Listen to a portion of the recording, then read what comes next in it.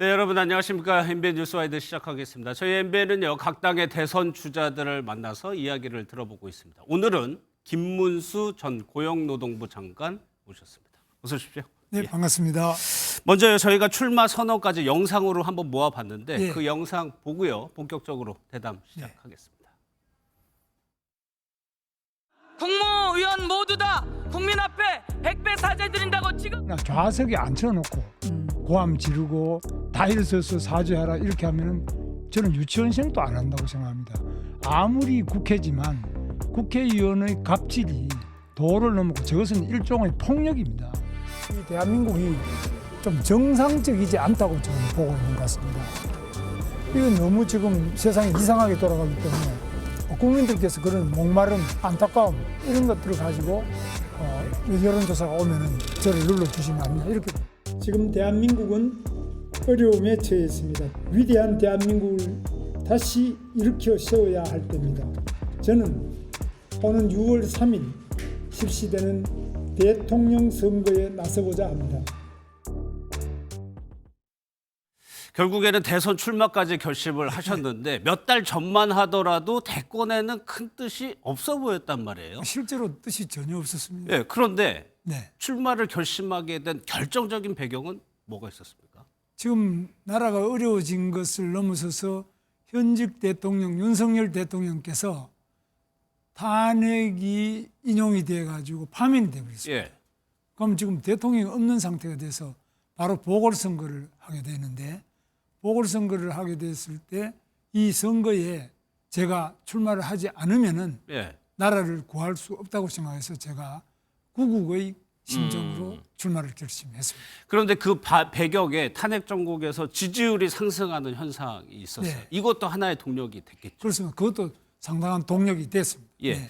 그런데 최근에 오늘 오전에 인터뷰 보니까 최근에 지지율에 약간 좀 답답함을 표현을 하셨더라고요. 그렇습니다. 최근에 김 장관님 지지율 어떻게 보고 계세요? 지금 이재명 후보하고 대비해서 지지율이 제가 더 높아야 되는데 예. 지금 많이 낮지 않습니까? 예. 그게 답답합니다. 우리 당 내에서 뭐 좀 높다는 이게 문제가 아니고 이재명 후보를 꺾고 예. 우리 대한민국의 국가 위기를 구하고 지금 어려운 민생을 극복하기 위해서는 반드시 이재명 후보를 꺾어야 되는데 예. 여기에서 아직까지 부족한데 이건 아마 경선을 거치고 경선을 마치면 상당한 정도의 컨벤션 효과가 있을 것으로 기대하고 있습니다. 예. 그런데 그 경선을 한다는 것 자체만으로도 컨벤션 효과가 자연적으로 뒤따라오는 건 아니잖아요. 그 어느 어떤- 정도 예. 경선을 아직 거치지도 않았고 후보가 아직 오늘 확정되겠습니다. 확정되고 대진표도 나오고 이러면서 국민들 관심이 좀 더 올라갈 것으로 보고요. 예. 뭐 그래서 최선을 다해서 저 같은 경우는 아직까지 뭐 별로 알려져 있는 것도 적고 이렇기 때문에 그런 점을 알려서 국가 위기 극복과 국민의 민생을 구해내는데 예. 김문수가 꼭 필요하다. 이재명보다 낫다. 이렇게 예. 이제 비교 우위를 차지할 때 제가 앞설 수 있다고 봅니다. 그 대상은 늘 이재명 대표가 되는 거죠. 그렇죠. 저는 이재명 후보를 거꾸로 나왔지 예. 우리 당에 누구를 거꾸로 나온 건 아닙니다. 아, 그래요. 주말에는 나경원 의원 만나셨고 오늘은 이철우 지사하고 같이 갔습니다. 일정을. 네. 이거 그러다 보니까 뭐 합종 연행이냐 연대냐 이런 해석 나오거든요. 그렇습니다. 나경원 후보는 뭐 제가 아주 좋아하는 후보고요. 또 나경원 후보가 우리 옆에 살고 있기도 해서 중앙대학교 가서 서로 만나서 햄버거도 먹고 청년들의 어려운 점을 예. 듣기도 하고 또 함께 청년들과 대화도 나누는 모임을 가졌고 그다음에 이철우 후보는 마침 우리 박정희 대통령 기념관 예. 거기에 와서 같이 한번 박정희 대통령 동상을 만들어 놨는데 그 기념관에 세우지를 못하고 아직 창고에 있습니다. 그래서 이 박정희 대통령 동상을 만들어 놓은 동상을 지금 이게 벌써 7년이 넘었는데 박정희 대통령 동상을 세우는데 우리가 힘을 합치자. 예. 그래서 같이 만났습니다. 내일은 또 언론 보도 보니까 오세훈 시장 만나신다고. 네, 오세훈 시장실로 그런데. 찾아가서 예. 오세훈 시장님이 그동안 후보로 나오려고 했는데 지금 중도에 포기를 하고 계셔서 예. 제가 오세훈 시장님이 주장하시는 약자와의 동행 약자와의 동행이라면 김문수 아니겠습니까?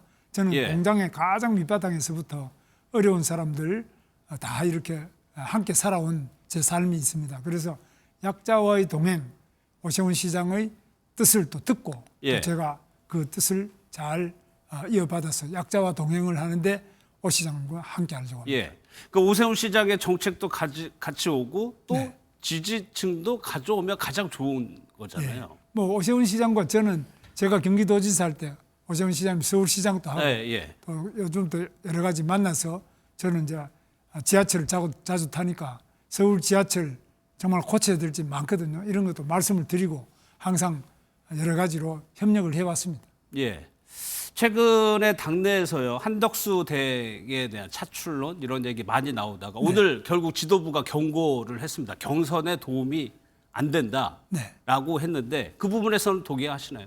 예, 그렇습니다. 지금은 우리가 경선을 아직 시작도 안 했는데 후보 진영도 안 짜졌는데 자꾸 한덕수 권한대행께서는 지금 또 국가 위기를 극복하기 위해서 대통령 고리된 상태에서 권한대행 역할을 하는데 자꾸 이 경선에 참여를 안 하는 분을 후보로 자꾸 이렇게 하는 의원들의 움직임이 예. 경선에도 도움이 안 되고 또 국정의 권한대행으로서 혼란을 수습하는 데도 도움이 안 된다. 예. 이렇게 본 것으로 봅니다. 그러면은 국민의힘의 경선이 끝나고 나서는 한덕수 대행이 출마를 해야 한다고 보세요? 뭐 한덕수 권한대행께서는 지금 대통령 권한대행이기 때문에 이 국가적 난제가 많지 않습니까? 예. 국가적 난제와 국민의 민생, 특히 기업이 지금 트럼프발 관세 쓰나미를 어떻게 이겨내느냐 이런 현안 문제가 워낙 많기 때문에 예. 그런 문제에 주력하실 줄 알지만은 또 그분은 제가 아는 범위 내에서는 평생 공직자로서 올바른 길을 그냥 걸어오신 분인데 지금 이 선거판을 기웃거리실지 그거는 저는 모르겠습니다. 예. 그러니까 참여를 할지 안 할지는 잘 모르시겠다는 예, 말씀. 그렇습니다. 그분은 원래 공무원을 평생 하셨기 때문에 예. 과연 지금 본인이 옆도 안 돌아보시는 분인데 갑자기 선거에 나오겠다 이렇게 하실지 어떨지 그것은 저도 정확하게 예측할 수 없습니다. 상당히 생각하기 어려운 부분입니다만 예. 또 어떨지는 제가 단언할 수는 없습니다. 만약에 나서게 된다면 그것이 국민의 보수 진영 전체로서는 도움이 될 거라고 보세요? 글쎄 그거는 이제 어떻게 잘못되면은 오히려 지금 국난을 극복하는 대통령 권한 대행이 왜 자기 본연의 업무는 안 하고 또 선거판에 뛰어드느냐 예. 또 그런 부분에서 여러 가지로 우려를 낳을 수도 있기 때문에 예. 어느 쪽이 도움이 된다 안 된다 이것은 제가 말씀드리기 좀 어렵겠습니다. 예. 그리고 오늘 또 반 이재명 대표를 기치로 한 빅텐트를 말씀하셨던데 이거는 어떤 구상을 말씀하시는 겁니까? 이재명 대표는 사실 아시다시피 자기 형님도 정신병원에 강제 행정 입원을 시키려고 했고요.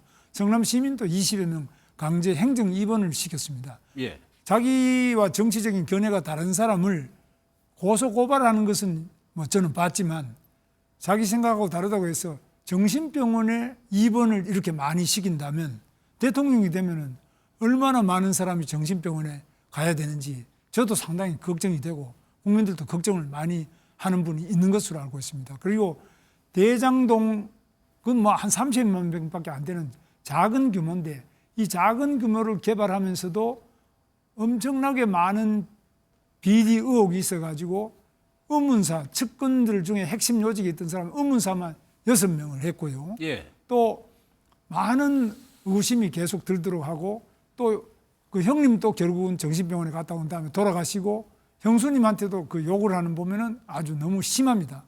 그래서 이렇게 해서 되겠느냐. 또 지금 본인이 결혼한 상태에서 또 총각을 행세하면서 또 다른 여성들하고 관계를 가졌다. 이래서 그 여성이 계속 문제를 제기합니다.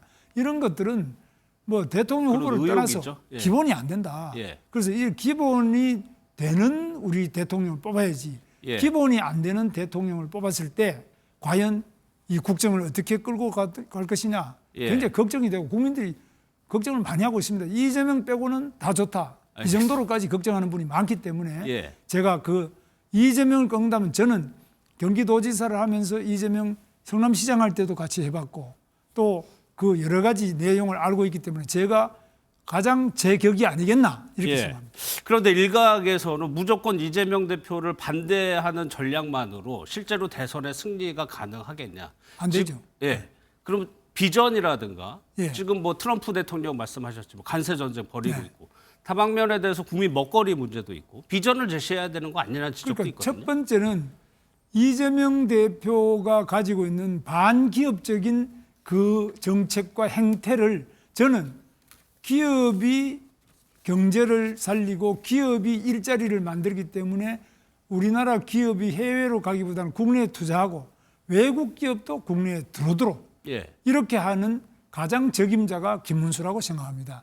노사관계부터 기업이 제가 경기도지사 할 때는 판교 테크노밸리도 제가 만들었고요. 많은 기업이 지금 IT 기업이 들어와 있고 삼성전자 평택 반도체 공장도 제가 120만 평 제가 외국 가려고 하는 걸 잡아서 국내에 지금 만들어서 지금 가동하고 있습니다. 예. 그리고 또 GTX 같은 우리 수도권의 아주 교통 문제, 체증을 시원하게 해결을 해낸 것이 바로 제가 한 것입니다. 그래서 저는 이런 점에서 국내 일자리와 민생을 챙기는데 확실히 앞선다고 생각하고요. 예. 또 미국 트럼프 발 관세 부분도 한미 동맹을 제가 가장 중시하고 경기지사 할 때도 일자리도 제일 많이 만들고 투자도 가장 많이 유치하고 각종 현안 문제에 대해서도 우리 경기도에 있는 미 8군 사령부 힘을 합쳐서 잘 해결을 했습니다. 예. 그리고 세 번째로 국민 통합인데 저는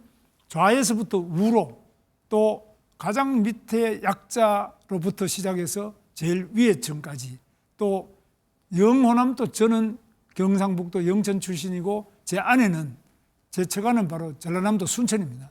이렇게 영호남의 통합 또 노사 간의 대화와 통합 이런 것들을 가장 잘 이룰 수 있는 적임자가 바로 이 김문수 아니겠나 감히 그렇게 생각하고 있습니다. 그런데 일각에서 또요, 이제 오세훈 시장이나 유승민 전 의원이 불출마를 선언하면서 이렇게 탄핵에 이른바 참석했던 주자들이 이제 불출마를 하면서 네. 국민의힘 경선이 너무 탄핵에 반대했던 분들만 이게 치우치는 거 아니냐 이런 지적이 나오거든요. 그러니까 중도 확장성 여부를 좀 여쭤보는 건데 그 부분은 어떻게 생각하세요? 네, 중도가 그런 부분에서는 중도라는 부분은 바로 경제다. 중도는 민생이다. 중도는 일자리다. 중도는 사실 팩트다. 이렇게 저는 생각하고 있습니다. 예. 어떤 이념과 주장보다는 그 중도보다는 지금 먹고 사는 문제, 정말 청년들의 일자리 문제 이런 것이 중도의 핵심적인 내용이 아니겠나. 예. 지금 자영업자들은 장사 잘 되는 것이 중도지.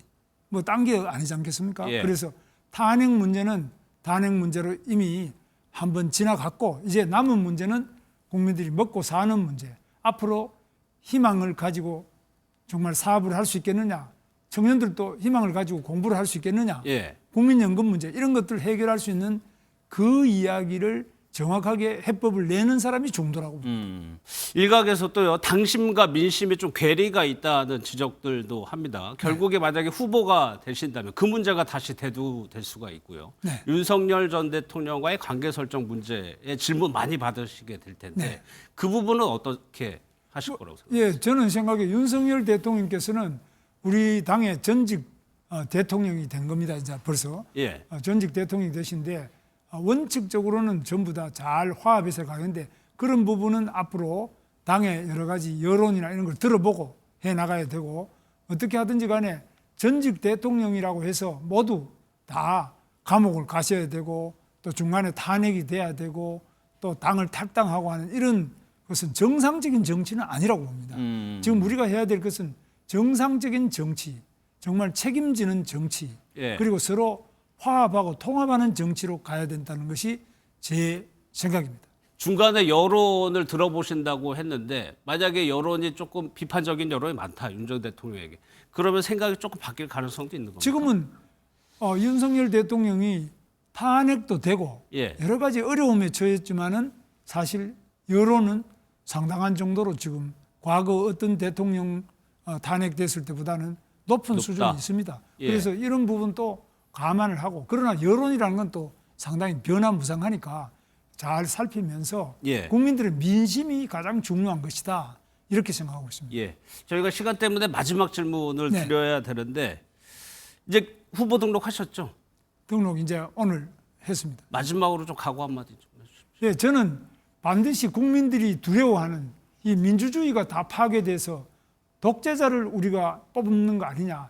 국회도 다수당이 민주당이라서 온갖 탄핵을 30번 이상 하고 또 특검을 계속하고 온갖 그 중대재해처벌법, 노란봉투법부터 여러 가지 문제되는 법을 만들고 있는 이 이재명 민주당에 대해서 대통령까지 시킨다면은 입법, 행정, 사법부 그리고 또 언론부터 시민운동 전부 다 하나가 돼가지고 대한민국이 자칫하면은 자유민주주의가 숨을 못 쉬는 일이 있으면 어떻게 하나 굉장히 우려하고 있습니다. 이 우려를 제가 반드시 잘 반영해서 이재명 후보를 이기겠습니다. 예. 여러분 많은 관심과 지원을 부탁드립니다. 알겠습니다. 오늘 말씀 여기까지 듣도록 하겠습니다. 네, 감사합니다. 고맙습니다.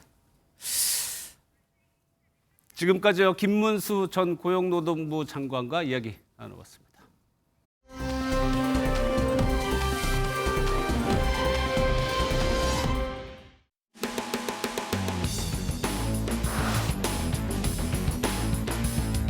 유일한 인물이다. 가장 낮은 곳에서 가장 뜨겁게 살아왔던 김문수만이 우리 함께 만들어 갑시다. 감사합니다.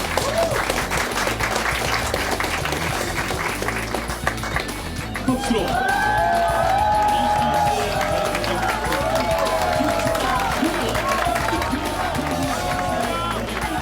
요거는 무슨 뜻일까요? 무대홍은? 무조건 대통령은 홍준표다 그런 뜻이랍니다.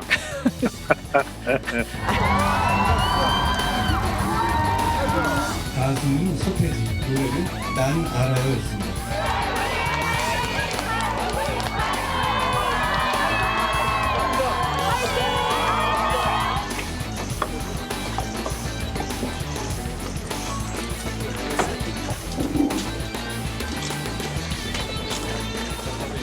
우리는 유쾌한 캠프 이름을 짓기로 했습니다. 시작해서 끝날 때까지 그 과정도 아주 유쾌하게. 지금부터 대통령 경선 캠프를 함께 이끌어 가실 분들을 소개해 드리도록 하겠습니다.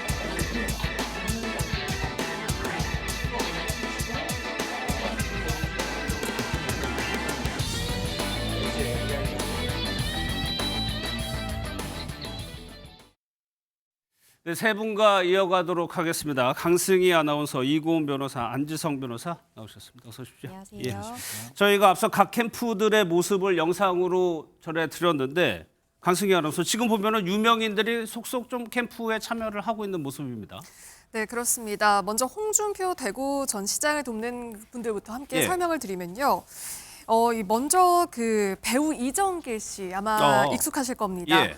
그 역할로도 그 대통령, 국무총리, 대기업 회장 역할을 주로 맡아왔던 얼굴이 잘 알려진 분인데요. 이 배우 이정길 씨가 그 홍준표 전 시장의 후원 회장을 맡기로 했다고 알려졌고요. 그리고 또 한 방송사의 아나운서는 17년 만에 그 방송사 퇴사 의사를 밝혔습니다. 예. 그리고 이 홍준표 전 시장의 선거 캠프 대변인으로 합류했다는 소식을 또 밝혔고요. 그리고 김문수 전 그 고용노동부 장관 캠프에도 유명 인사가 그 합류 소식을 전했는데 바로 이 소설가 이문열 작가입니다. 예. 이 김문수 전 장관 캠프의 명예 선대위원장으로 합류를 했는데요. 그 이문열 작가는 우리들의 일그러진 영웅. 그렇죠. 네, 이 작품을 포함해서 90여 편의 작품을 발표한 유명한 소설가고요. 그리고 우리나라 문화예술 분야 최고 훈장인 금관 문화훈장을 수여하기도 한 그런 작가입니다. 예. 그런데 이고은 변호사님, 이재명 대표는 진보 진영의 대표적인 농객이죠. 유시민 작가하고 대담하는 영상을 올렸단 말이에요. 네, 그렇습니다. 지난해 10월이었거든요. 이게 이 노무현 재단에서 운영하고 있는 이 유튜브 채널에 출연을 해서 이 유시민 작가와 대담을 펼치는 영상을 올리기도 했는데요. 지난주에도 또 올렸습니다. 이 해당 유튜브 채널에 출연해서 차기 정부의 과제는 무엇인지, 이 시대에 필요한 인재, 리더의 자질이 무엇인지에 대한 대담을 나눴고요. 이 부분이 이 해당 채널을 통해 그대로 올라가기도 했습니다. 이번 이재명 전 대표의 캠프에는 어떤 배우랄지 뭐 아나운서랄지 이런 유명인들이 함께하기보다는 유시민 작가랄지 아니면 이 도올 김용옥 선생 등 어떻게 생각하면 이 진보 농객 부분을 좀 더 강조함으로써 예. 이 민주당을 지지하는 지지층들을 좀 결집하려는 그런 효과를 노린 것이 아닌가라는 생각이 예. 듭니다. 근데 이재명 전 대표는 출마 선언도 그렇고 영상을 적극적으로 활용하는 것 같아요. 네, 그렇습니다. 이재명 전 대표는요, 지난 10일에 그 자신의 유튜브 채널을 통해서 이 대선 출마를 공식 선언했는데요. 이 영상도 그 어떤 다큐멘터리 성격의 그런 영상이었습니다. 한 10여 분 정도의 분량이었는데 이 영상 속에서 이 선거 출마에 대한 의지, 각오를 담아서 또 대중들한테 이렇게 또 알리기도 했습니다. 예. 그런데 안지성 변호사님, 역대 선거, 중요한 선거들을 보면은 얼굴이 많이 알려진 유명인이나 연예인들이 많이 유세에 나오기도 했었습니다. 예, 지난 총선 당시 전 축구 국가대표죠. 이천수 선수 같은 경우는 이제 인천 계양을에 출마한 원희룡 지사의 이제 유세 운동에 함께했었는데요. 예. 유세 차량에 올라탔을 뿐만 아니라 곳곳을 다니면서 지지를 호소하기도 했었습니다. 이제 또한 대장금으로 유명했던 그 배우 이영애 씨 또한 이제 지난 2016년 총선 당시에 정진석 후보 유세 현장에 함께 했었습니다. 남편 정호영 씨와 정진석 이제 후보가 친분이 있었다. 그리고 정진석 후보의 이제 정치 후원금으로 500만 원을 후원하기도 했었습니다. 그리고 이제 배우 이기영 씨죠. 이기영 씨는 이제 40 총선에서 인천 계양을 선거구에 출마했던 이재명 더불어민주당 대표 유세에 함께 했었고 이기영 씨 자체는 이제 뭐 이재명 씨와 직접적인 친분은 없지만 뭐 개인적으로 이렇게 지지를 호소한다라고 하면서 직접 유세를 하기도 했었습니다. 예. 사실 이런 현상은 우리나라만 있는 게 아니고 저번에 트럼프 대통령 당선될 때 미국 대선 보니까 굉장히 유명한 스타들이 더 적극적으로 더 많이 참여하더라고요. 네, 사실 이분들이 또 화제가 되기도 했었습니다. 작년에 치러졌던 미국 대선을 좀 살펴보면요. 우선 트럼프 미국 대통령에게는 테슬라 CEO 일론 머스크가 합류를 하면서 굉장히 또 이 참여한 그 모습들도 화제가 되기도 했었거든요. 그리고 전설적인 프로레슬러 헐크 호건도 트럼프 대통령을 지지했고요. 그리고 대선에서 패배한 해리스 전 부통령에게는 그 문화예술인들, 예. 연예인들이 많은 지지를 보내기도 했습니다. 세계적인 팝스타 비욘세가 힘을 보탰고요. 또 테일러 스위프트가 또 화제가 되기도 했고요. 그리고 레오나르도 디카프리오까지 힘을 보태면서 굉장히 또 유세 현장이 뜨겁기도 예. 했습니다. 적극적으로 참여하는 모습을 봤었는데 이 변호사 이게 사실 어떤 효과를 기대하고 하는 거겠죠. 네, 그렇습니다. 특히 이 선거의 막바지에 가면 유명 정치인들이 이렇게 유세 현장에 유명 이제 배우랄지 코미디언이랄지 이런 유명인들이 유세 현장에 함께 합류하는 것을 우리가 흔히 볼 수 있습니다. 내가 좋아하는 연예인이 어떤 정치인의 유세 현장에 나온다 하면 지나가던 시민들도 눈이 돌아가기 마련이거든요. 어떻게 생각하면 내가 유세하고 있는 부분에 대한 집중도를 상승시킬 수 있는 효과도 있고요. 예. 두 번째 효과는 배우든지 뭐 탤런트든지 가수든지 코미디언이든지 그 연예인을 지지하고 좋아하는 팬들이 있습니다. 예. 내가 좋아하는 연예인이 지지하는 정치인이다. 호감도가 올라갈 수밖에 없죠. 이러한 두 가지 효과를 노려서인지 정치인들이 유세 현장에 또 많은 연예인들을 활용해서 유세를 펼친다던가 하는 모습들을 흔히 볼 수 있습니다. 예. 근데 안 변호사님, 지금 우리나라 정치 지형이 보수하고 진보하고 진영이 워낙 강하게 결집을 하고 있어서 예, 예. 일반 대중들이 이 모습을 어떻게 볼지도 좀 궁금하거든요. 네, 사실상 이제 특정 정당이나 후보를 과하게 지지하게 되면 이제 상대 정당이나 후보를 지지하는 세력으로부터 비난을 받기도 합니다. 특히나 이제 연예인이 어떤 대중의 관심과 어떤 이런 애정을 먹고 사는 직업이기 때문에 이러한 특성 때문에 더 이런 일이 잦은데요.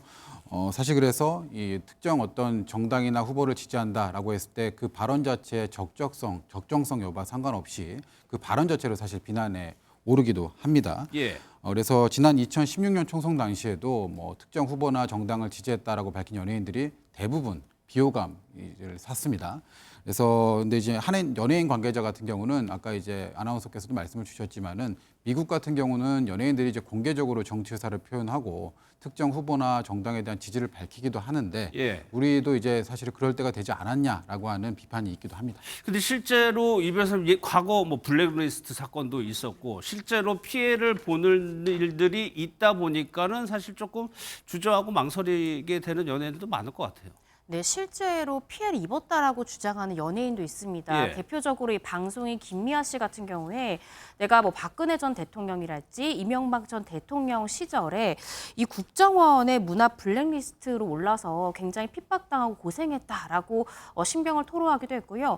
또 가수 김웅 씨 같은 경우에도 본인이 이제 스스로 보수를 나는 지지한다라고 밝히기도 했잖아요. 그러면서 이 방송계에서는 우파 연예인들을 안 쓴다. 내가 이렇게 적극적으로 지지했기 때문에 뭐 지상파라든지 종편이라든지 이런 곳에서 내가 활약하기가 어렵다라는 심경을 토로하기도 했습니다. 예. 앞서 저희가 말씀드렸듯이 유권자들의 이목을 조금이라도 좀 모아보려는 시도라고 볼 수가 있는데 최근에요. 캠프 이름을 보면 이거 무슨 뜻이죠? 좀 궁금해지는 이름들이 있었어요. 네, 우선 이 홍준표 전 시장의 캠프 이름은 무대홍 캠프입니다. 무대홍. 네, 무조건 대통령은 홍준표라는 뜻이고요. 그리고 김문수 전 노동부 장관의 경우에는 그 운수대통이라는 사자성어를 활용해서 예. 이름과 합성한 문수대통. 네, 이렇게 붙이기도 했고요. 예. 그리고 한동훈 전 대표는 국민 먼저 캠프, 그리고 또 이철호 전 지사 같은 경우는 기적 캠프라는 예. 이름을 붙이기도 했습니다. 다소 지지율이 낮은 후보들도 굉장히 그 이름에 장명에 좀 공을 들이는 그런 모습이거든요. 예. 그리고 뭐 유정복 인천시장 같은 경우도 본인을 뜻밖의 승부사라고 이름을 붙이면서 어떤 대통령이 될 수 있는 저력을 발휘하겠다. 네, 뭐 이런 의미를 붙이기도 했습니다. 예. 그리고 뭐 김동연 경기도지사도 그 경선 캠프 이름은 육회한으로 정했는데요. 시작부터 끝까지 유쾌하게 네, 이렇게 한번 이끌어 보겠다라는 설명이고요. 그래서 대한민국에서 유쾌한 반란을 일으키겠다. 뭐 이런 포부를 밝히기도 했습니다. 예. 그런데 여기에 특이한 것이 이재명 전 대표인데 이재명 전 대표는 글쎄요. 이름 자체로 상징이 돼서 그럴까요? 그냥 이재명 캠프잖아요. 네, 강력한 대선 후보의 자신감이지 않을까라고 개인적으로 추측을 하는 부분이 있는데요. 경선 캠프에 딱히 이재명 전 대표는 어떠한 별칭이나 명칭을 붙이지 않았습니다. 예. 이재명이라는 그 이름을 붙여서 이재명 캠프다라고 이름을 붙였는데요. 그런데 아직까지는 어떻게 생각하면 민주당의 경선 캠프잖아요. 이후에 경선 후보로 올랐을 때 그때는 어떤 캠프의 이름이 부여가 될지까지는 아직까지 보도가 나오고 있지 않은데요. 예. 경선 과정 중에는 어떤 캠프에 특별한 명칭을 붙이기보다는 그냥 이재명 캠프다라고 그냥 이름 그대로 가기로 했다고 합니다. 예. 안 변호사님께서 보시기에는 뭐 호불호를 뭐 여쭤보는 건 아니고 예. 이런 식의 장명을 좀 어떻게 받아들이세요? 사실 뭐 지금 정치권에 있어서 모든 화두는 젊은 층의 표심을 어떻게 가져오느냐라고 하는 부분이거든요. 그래서 예. 지금 뭐 홍준표 후보의 경우에도 무대홍 이게 사실 뭐 20대, 30대 젊은 층에서 쓰는 신조어를 좀 활용한 것으로 보이는데 이렇게 좀 신조어들을 활용해서 좀 가볍게 장명을 함으로써 젊은 층의 관심을 좀 끌고 젊은 층의 표심을 공략할 수 있다. 이러한 좀 전략이 숨어 있는 것이 아닌가 이렇게 좀 생각이 듭니다. 젊은 층을 공략하는 캠프의 장명이다. 예, 알겠습니다.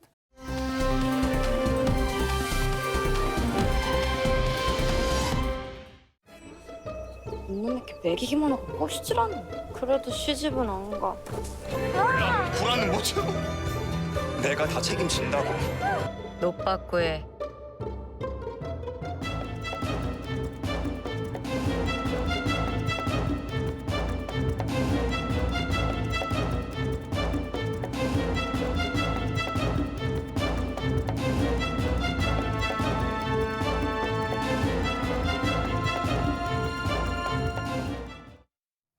이 드라마가 지금 현재 굉장히 화제여서 보셨죠? 저는 지금 보고 있습니다. 아, 보고 있어요?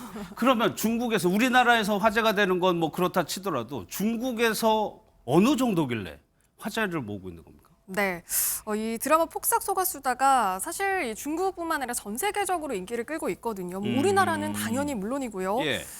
중국의 한 그 지역 마트에서 이 배우 박보검 씨와 아이유 씨의 그 드라마 내 장면, 그 포스터를 담은 그 사진을 무단으로 도용해서 이 예. 상품으로 활용을 하면서 지금 논란이 되고 있거든요.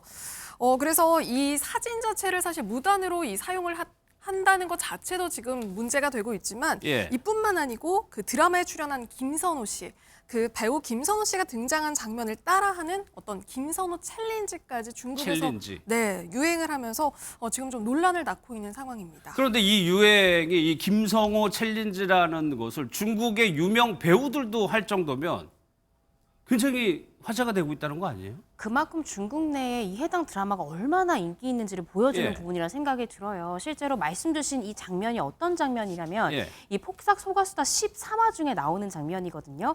충섭의 역할을 가진 이 남자가 이 금명 아이유 씨가 웨딩드레스 입은 장면을 보고 반해가지고 가슴에 손을 올리고 이렇게 쓰러진 척한 다음에 윙크를 딱 보이는 굉장히 매력 넘치는 그 장면을 일반 네티즌들도 따라하지만 중국의 유명한 연예인, 뭐 바이루나 야난이나 이런 중국 유명 연예인까지 대거 참여해서 패러디해서 현지 SNS에 올린다고 합니다. 그러니까 그만큼 많은 팬들이 이 드라마를 보고 있고 심지어 중국 연예인들까지도 패러디해서 올리고 있는 그런 상황이라고 합니다. 지금 오른쪽에 있는 게 드라마에 나오는 장면이죠. 네. 그리고 왼쪽에 있는 게 중국 배우들이 따라한다는 장면이고요. 예. 그런데 앞서 강승희 아나운서가 얘기를 해줬는데 이 중국 마트에서까지 이거를 활용할 정도면 글쎄요 대단히 화제인 것 같은데 이게 무단으로 사용해서 좀 논란이 되는 거 아닌가요? 네, 일단은 드라마 초기에 나오는 장면입니다. 이제 관식이 극중 관식이가 애순이 옆에서 이제 양배추를 대신 팔아주는 장면이 있는데 이 부분이 사실은 어떤 남편의 절전한 사랑을 그리는 장면이라서 많은 이제 어떤 관객들이 좀 심금을 울렸던 장면인데 이 장면을 활용해서 양배추를 판다라고 하면서 이제 중국 마트에서 도용이 됐던 거예요. 예. 그리고 이제 뭐 애순이네 완두콩밥 지어보세요라는 문구와 함께 또 애순이의 사진을 올려놓기도 하고 사실 저도 이 드라마 이 장면을 보면서 아, 양배추 광고가 좀 들어오겠구나 이런 생각도 했었거든요. 다 보셨네요. 예. 저는 아직 13화까지 못 봤습니다.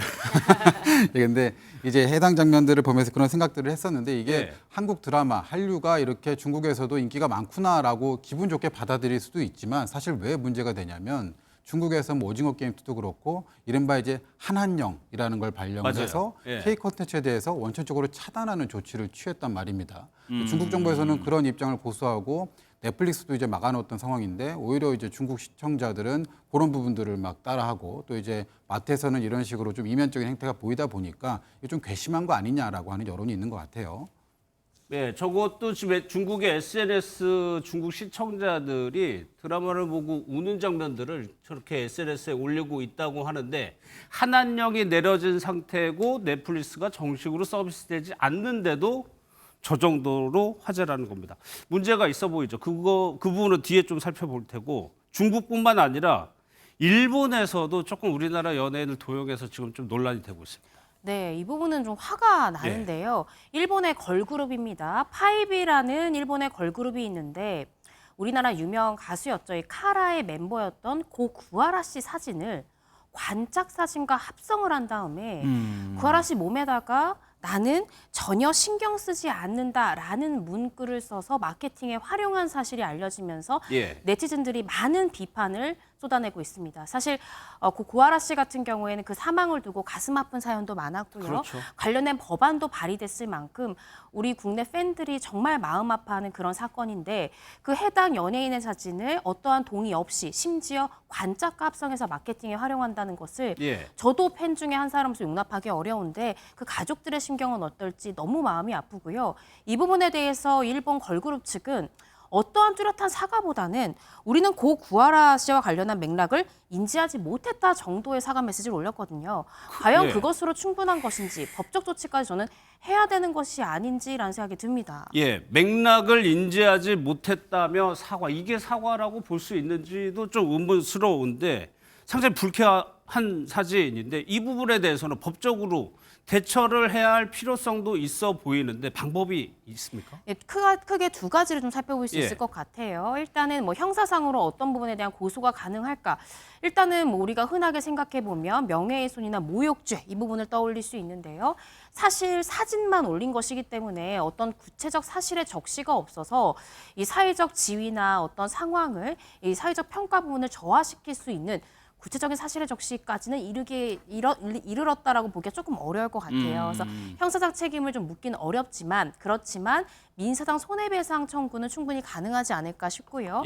동의 없이 초상권을 침해한 것이기 때문에 이 부분에 대해서 민사상 어떤 손해배상 청구는 충분히 가능한 사안이라고 보여집니다. 그게 외국이라도 가능한 건가요? 네, 해당 소속사를 상대로 청구할 수 있을 것으로 보여집니다. 예. 앞서 중국에서 폭삭 소가수다 이거는 안 변호사님, 사실상 불법으로 시청한 게 드러나서 또 논란이 되고 있다면서요? 예, 그렇죠. 중국에서는 아까 말씀드렸듯이 넷플릭스 자체를 원천적으로 금지를 하고 있습니다. 근데 중국 시청자들은 이러한 중국 정부의 어떤 단속을 피하기 위해서 예. VPN이라고 하죠. 그래서 VPN을 우회하는 방법을 써서 다른 국가에서 접속하는 것처럼 우회를 시켜가지고 이제 넷플릭스에 접속을 하게 되는데 예. 사실상 이제 중국 사이버보안법에서 해당 이제 행위에 대해서 처벌하고 있는 규정이 있는 것으로 알고 있습니다만 단순 이용자 같은 경우는 처벌을 그렇게 세게 하지는 않고 다만 이제 VPN을 이제 제공하거나 이런 컨텐츠를 유통하는 이런 사람들에 대해서는 처벌을 강하게 하고 있는 것으로 알려져 있습니다. 예. 그러면 사실상 이게 불법적으로 우리나라 콘텐츠를 소비하고 있는 거잖아요. 네네. 일단은 뭐 중국의 VPN 서비스 그거를 이용하는 사람들과 그 제공하는 사업자를 처벌하는 것과 논외로 사실은 우리 이 K 콘텐츠를 이제 만들고 제작하는 이 제작자들 그리고 출연하는 배우들의 어떤 이런 저작권적인 가치도 사실은 예. 침해를 받고 있는 것이기 때문에 해당 부분에 대해서도 사실은 문제를 삼아야 합니다. 다만 이 부분에 대해서는 이 형사적 책임을 묻기 위해서는 사실은 대한민국 내에서 발생한 일이어야 하거든요. 근데 이제 중국에서 중국인, 대한민국 아닌 사람에 의해서 발생한 것이기 때문에 사실상 형사 책임 묻는 것이 쉽지가 않고 또 이제 대한민국의 어떤 공공의 안전을 저해하는 정도까지는 이르지 않았기 때문에 어떤 국제법적인 관점에서도 정식으로 문제 삼기가 어렵습니다. 그래서 이러한 차원에서 사실은 계속 이런 일들이 발발할 것이기 때문에 예. 정부 차원에서의 어떤 대응도 필요하지 않나 하는 시각도 있습니다. 법적으로 대응하는 게 한계가 있는 거군요. 네. 예. 그런데 강승희 아나운서 이런 일이요. 중국 쪽에서 우리나라 콘텐츠를 무단으로 뭐 사용하고 보고 이런 것들이 뭐 하루 이틀 일이 아닙니다. 그렇습니다. 이 폭삭 소가수다 이 논란뿐만 아니고요. 사실 우리나라에서 인기 있는 이 드라마가 실시간으로 뭐 중국에서 이 화제가 되고 뭔가 언급이 되는 게 좀 의아하다는 생각이 들 때도 저도 좀 있었거든요.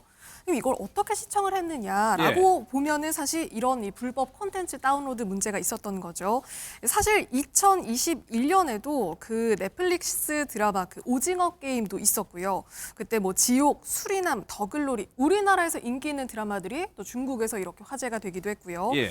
그리고 또 드라마 이상한 변호사 우영우, SBS의 악귀, 모범택시 이런 여러 가지 드라마들도 중국 내에서 도둑 시청으로 어떤 우리나라가 피해를 본 사례입니다. 그럼 이고은 변호사 이게 아까 뭐 정부 얘기도 하셨는데 이게 대처할 수 있는 방법이 그거밖에 없는 걸까요? 실제로 대처했던 케이스가 있었습니다. 아, 그래요? 방송사가 스스로 나서서 이제 형사고발이나 이런 것들에 나아갔던 케이스인데요.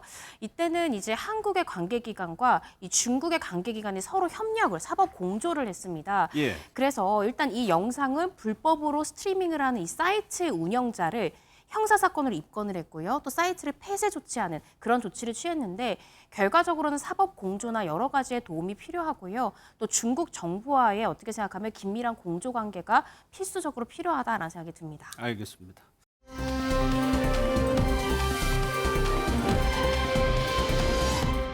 비행기에서 참 벌어지면 안 되는 아찔한 상황이 벌어졌습니다. 일단 영상부터 보고 오겠습니다.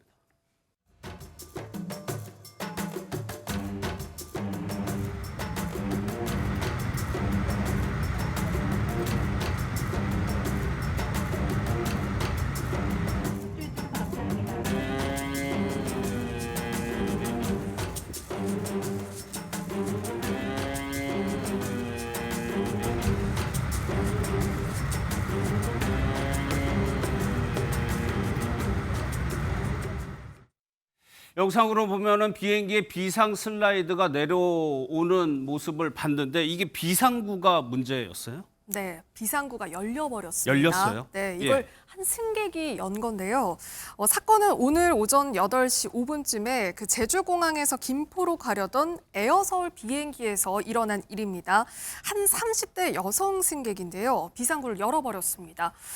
이 비행기는 그 출발 전에 활주로로 이동하기 전에 그 유도로라고 하죠. 예. 이곳을 지나가고 있었는데요. 이 30대 여성 승객이 갑자기 비상문으로 달려가서 이 문을 개방한 걸로 알려졌습니다. 그리고 비상구가 활짝 열리면서 이 비상 탈출 슬라이드가 한꺼번에 개방이 돼버렸거든요. 그러니까 오른쪽 앞쪽에 있는 그 비상 탈출 슬라이드가 확 펼쳐지게 됩니다. 예. 그런데 이 비상탈출 슬라이드가 개방이 되면요. 항공기는 아예 기동 자체가 불가능해집니다. 아, 그래요? 네, 이륙을 할 수 없는 상태가 되는데요.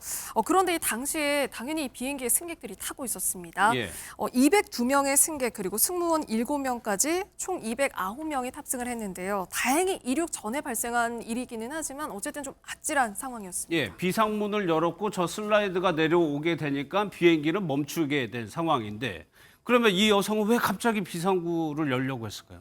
일단 이 여성이요, 이 공항 경찰대에서 간략하게 진술은 했거든요. 왜 열었냐라고 예. 물어보니까 평소에 폐소 공포증을 앓고 있어서 답답해서 이 비상문을 열었다라고 일단 경찰한테는 짧게 진술한 것으로 알려졌습니다.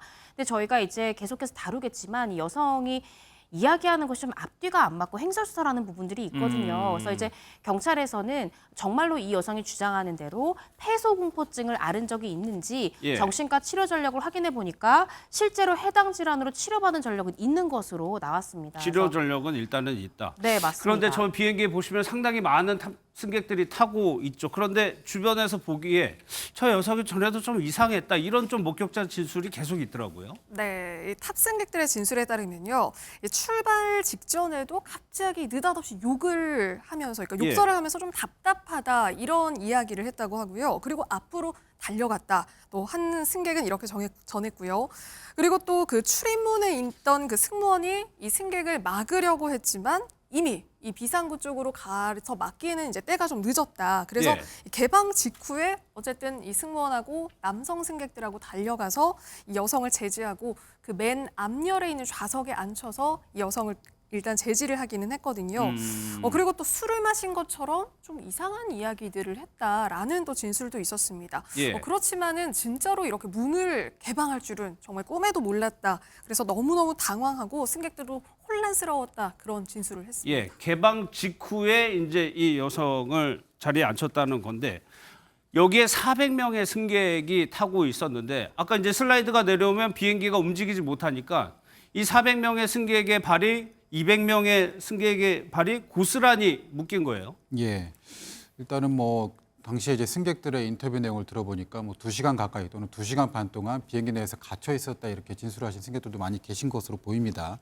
한편으로 안타까운 것은 어쨌든 이 승객 개인의 일탈로 인해서 이렇게 비상구가 열리고 항공기가 운행할 수 없는 상태에 이르렀다라는 것까지는 어쩔 수 없다 치더라도 사실 항공사 입장에서 지금 다른 피해자들이 선의의 피해자들이 생긴 것이거든요. 그렇다고 한다면 그 피해 규모를 최소화하기 위해서 어떠한 노력을 좀 취했어야 되는데 예. 특히 이 사건 같은 경우는 어떤 개인의 일탈, 테러가 아니라 명백히 개인의 일탈이라는 점이 분명하게 밝혀졌고 또 이제 뭐 화재라든가 다른 위험성도 없었기 때문에 굳이 2시간 동안 이 승객들의 발을 묶어놨어야 되냐라고 하는 비판이 있습니다. 예. 이제 대체항공편 같은 경우도 사실은 항공사 측에서 바로바로 이렇게 확인을 했었어야 되는데 승객들이 직접 이제 데스크에 가서 대체항공편을 알아보는 등으로 좀 직접 노력했던 것도 보이거든요. 그래서 이런 부분에 있어서 좀 대비가 미흡했던 것이 아니냐라고 하는 비난이 있습니다. 예, 한 탑승객이 SNS에 올린 글을 보면 국정원이 올 때까지 기다려야 된다고 한다라고 썼는데 네. 국정원이 왜 여기 와야 될까요? 이게 항공 보안의 위험도가 증가한 케이스로 보기 때문입니다. 예. 이 항공보안법에 따르면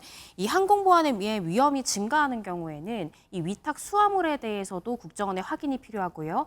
해당 기내에 어떤 폭발 물질이랄지 기타 이 위험 시설이나 위험 물건 등이 있는지를 다시 한 번 더 체크를 해야 되거든요. 이런 부분들에 대해서 다시 보안 검색을 강화하는 데 시간이 좀 걸렸던 것으로 보여지고요. 이 부분에 대해서 문제가 없다라는 판단을 내릴 때까지 시간이 좀 다소 소요된 것으로 보여집니다. 그런데 한 개인의 돌발 행동이라고 하지만은 그 문이 열리기까지 여러 가지 좀 구조적인 문제들이 좀 노출이 되긴 했어요. 네, 몇 가지 짚어볼 부분들이 있는데요. 우선 이 비상구 개방이 단 몇 초 만에 이뤄졌다는 점이고요. 그리고 승객이 제지 없이 어떤 주변의 제지 없이 곧바로 비상구로 달려갈 수 있었던 점. 예. 그래서 기내 안전 통제에도 좀 어떤 허점이 있었던 거 아닌가 이런 지적이 나오고 있거든요. 그리고 닫힌 그 비상문보다도 더 심각했던 거는 누구나 열 수 있었던 비상문이었다는 점. 네, 이것도 좀 짚어볼 필요가 있습니다. 예. 그리고 슬라이드 개방으로 기체가 완전히 그 무력화됐거든요. 그러니까 그렇기 때문에 항공업계에서는 이렇게 한 사람의 돌발 행동만으로도 항공기 전체 운항이 중단됐다는 점, 예. 여기에도 주목을 하고 있습니다. 그리고 지금 400명이라는 그 지금 승객의 이야기가 나오고 있는데, 그러니까 왜냐하면은 지금 탑승한 사람들은 200명이지만 이 비행기가 김포에 도착하고 나서 그 비행기가 다시 제주로 와야 되거든요. 아, 그러니까 그래서 400명이군요. 네, 김포에서도 대기하고 있던 사람들이 또 200명입니다. 그렇기 때문에 총 400명의 승객이 피해를 입었다고밖에 볼 수 없는 예. 상황입니다. 안전을 위해서 뭐 꼼꼼히 해야 될 부분이 있겠지만 이번 사례를 통해 가지고 보완할 점은 좀 보완을 해야 될 것 같습니다. 그런데 사실 이런 일이 좀 처음 있었던 건 아니에요. 네, 2023년에 있었던 그 아시아나 항공에서 벌어졌던 그 승객이 그 기내 문을 열었던 사건 기억하실 텐데요. 그때도 194명이 탑승한 제주발 대구행 아시아나 항공 여객기였습니다. 예. 근데 그때 당시에는 그 달리고 있는 그 착륙하자마자 달리고 맞아요. 있는 예, 예. 그 비행기 안에서 승객이 비상문을 여는 그 사건이 발생하기도 했고요. 그리고 제주에서는 지난 2월에도 이륙을 준비하던 항공기였거든요. 여기서 한 승객이 호기심에 이 비상구를 건드려서 출발이 또 1시간 넘게 지연된 그런 사례도 있었습니다. 예. 근데 안 변호사님, 비슷한 사건임에도 훈방으로 나가는 경우가 있고 집행유예를 받는 경우가 있던데 왜 그런 겁니까? 일단 뭐 적용법조는 같은 법조가 적용이 됩니다만 지금 이런 행위로 인해서 구체적인 위험이 얼마나 좀 발생을 했느냐 이런 부분을 좀 보는 것 같습니다. 아까 이제 아나운서님께서 언급하셨던 아시아나 사건 같은 경우는 방금 영상에서도 살펴보았듯이 운행 중에 착륙 직전에 그러니까 기체가 하늘에 떠 있을 때 문이 열렸기 때문에 사실 상당히 위험한 상황이었습니다. 뭐 기압차로 인해서 사실은 승객과 뭐 의자가 통째로 빨려 나갈 수도 있던 상황이었기 때문에 그런 부분에 있어서는 당연히 가벌성이 높고 동일한 법조가 적용된다 하더라도 이 부분에 대해서는 중형이 선고돼야 되기 때문에 이제 예. 이러한 집행유예 판결을 선고받은 것으로 알고 있고요. 이제 다만 이제 그 제주발 여객기 같은 경우는 일단은 범행의 동기 자체가 어떤 호기심으로 인한 것이었고 그다음에 그것을 살짝 건드리는 행동에 지나지 않았기 때문에 구체적인 위험성도 사실은 좀 적었습니다. 그래서 이러한 부분들이 고려돼서 훈방 조치가 됐던 것으로 알고 있습니다. 그럼 이번 사례 같은 경우에는 어느 정도로 전망을 하세요? 실제로 이제 비상문까지 열렸고 이제 슬라이드까지 이제 다 오픈이 됐고 예. 이로 인해서 사실은 아까 앵커님께서 지적하셨듯이 400명이 넘는 승객들의 발이 묶이지 않았습니까? 이로 인한 피해는 사실상 너무나 클 것입니다. 항공사의 어떤 항공기 이런 기체에 대한 이런 손해도 있겠지만은 그 승객들의 어떤 시간에 대한 손해 그런 부분들도 사실은 상당히 크고 이런 부분들은 금전적인 배상뿐만 아니라 형사처벌로서 다시는 반복되지 않게끔 예. 엄중한 판단이 들어가야 된다고 생각을 합니다. 그래서 이 경우에도 아까 이제 아시아나 케이스와 마찬가지로 최소한 공판, 그러니까 재판을 받으면서 이제 집행유예라든가 그 이상형을 좀 선고받아야 되는 것이 아닌가 이렇게 생각을 하고 있습니다. 그런데 말씀하신 대로 400명 가까이 지금 시간적으로 피해를 보고 항공기 운항 자체가 멈춰버리는 상황이다 보면은 민사적으로도 좀 책임이 있어 보이거든요. 네, 물론입니다. 사실 그 출입문을 이제 강제로 개폐하면서 만약에 출입문이 손상됐다라고 하면 수리비 당연히 물어야 되고요. 예. 또 항공사가 승객들을 위해서 대체 항공편을 또 예약해 줘야 되잖아요. 그렇겠죠. 항공사가 입게 되는 그런 예약 비용 관련한 실질적 손해배상액도 배상을 해야 될 것이고 또 해당 항공사가 이 일로 인해서 이미지가 또 추락되지 않았습니까? 그런 것들에 대한 위자료 부분도 배상 책임이 있고요. 심지어 승객들도 이 일로 인해서 신체적, 정신적으로 분명히 피해를 입었을 것이기 때문에 이 부분에 대한 이 승객에 대한 손해배상 책임까지 질 수 있는 그런 상황입니다. 예, 뭐 이런 사건은 해외에서도 일어납니다. 해외에서는 처벌이 좀 어때요? 네, 우선 중국에서는 이걸 굉장히 중하게 처벌을 하고 있는데요. 심각한 경우에는 이런 승객에 대해서 5년 이상 징역에도 처할 수가 그래요? 있고요. 예. 그리고 미국에서도 이 중대한 항공법 위반으로 간주를 합니다. 최대 우리나라 돈으로 3억 5천여만 원 벌금, 그리고 20년 이하 징역이 부과될 수 있는 곳이고요. 예. 그리고 또 유럽연합, 물론 이 유럽연합은 일부 국가마다 좀 차이는 있습니다만은 일반적으로 2년에서 5년의 징역형 처할 수 있고요. 그리고 최대 수만 유로 벌금 역시 부과될 수 있습니다. 그리고 이 유럽 회원국 같은 경우는요, 이 항공기 내 그 위법 행위를 테러로 간주를 하고 있거든요. 그러니까 그만큼 굉장히 엄하게 처벌을 하는 추세고요. 또 우리 옆나라인 일본에서도 이 최대 3년 이하 징역, 또 470만 원 정도 벌금 부과하고 있는 그런 추세입니다. 알겠습니다.